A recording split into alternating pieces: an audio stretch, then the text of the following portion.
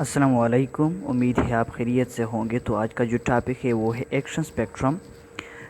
तो action spectrum क्या होता है उसकी डिफिनीशन करते हैं। तो फोटोसिंथेसिस को ड्राइव करने के लिए, तो फोटोसिंथेसिस को प्रोसेस करने के लिए फोटोसिंथेटिक पिगमेंट जो होते हैं वो मुख्तलिफ़ किस्म के वेवलेंथ ऑफ लाइट एब्ज़ॉर्ब करते हैं। तो उन वेवलेंथ ऑफ लाइट का जो फोटोसिंथेसिस पे जो असर होता है, जो इफ़ेक्ट होता है, उस इफ़ेक्ट की मेजरमेंट को हम एक्शन स्पेक्ट्रम कहते हैं।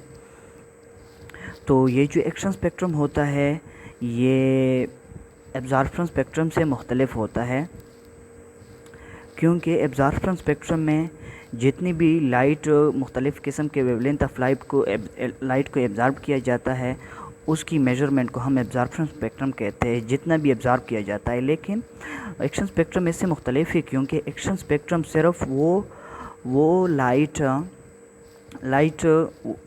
जो जिससे ऑर्गेनिक फूड बनता है या जो केमिकल एनर्जी, जिस लाइट को केमिकल एनर्जी में कन्वर्ट किया जाता है उसको हम एक्शन स्पेक्ट्रम कहते हैं, जिसका फोटोसिंथेसिस पे असर होता है। क्योंकि जो एब्ज़ॉर्प्शन स्पेक्ट्रम होता है, जो एब्ज़ॉर्ब किया जाता है उससे कुछ लाइट जो होता है वो हीट की फॉर्म में रिलीज़ होता है।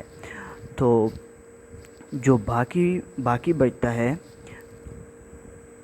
उसको केमिकल एनर्जी में कन्वर्ट किया जाता है, उसको हम एक्शन स्पेक्ट्रम कहते हैं, जो फोटोसिंथेसिस को ड्राइव करता है।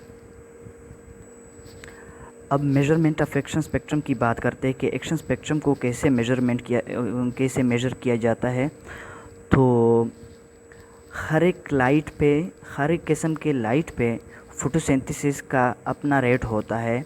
तो उस रेट ऑफ फोटोसिंथेसिस की मेजरिंग से मुख्तलिफ़ किस्म के पिगमेंट्स का एक्शन स्पेक्ट्रम मालूम किया जाता है। फोटोसिंथेसिस का जो रेट होता है उसकी मेजर करने से फोटोसिंथेटिक पिगमेंट्स का एक्शन स्पेक्ट्रम मालूम किया जाता है, उसकी मेजरमेंट की जाती है। तो जैसे कि फोटोसिंथेसिस में हमने पढ़ा है कि उसमें ऑक्सीजन की प्रोडक्शन होती है। तो ऑक्सीजन की प्रोडक्शन को रेट ऑफ फोटोसिंथेसिस को मेजर करने के लिए इस्तेमाल किया जाता है। रेट ऑफ फोटोसिंथेसिस को मेजर करने के लिए ऑक्सीजन की प्रोडक्शन को इस्तेमाल किया जाता है। तो जो रेड और ब्लू वेवलेंथ होते हैं लाइट के, इनका इफ़ेक्ट फोटोसिंथेसिस पे ज़्यादा होता है, इनका एक्शन स्पेक्ट्रम जो होता है वो ज़्यादा होता है, मतलब इनका जो इफ़ेक्ट होता है वो ज़्यादा होता है।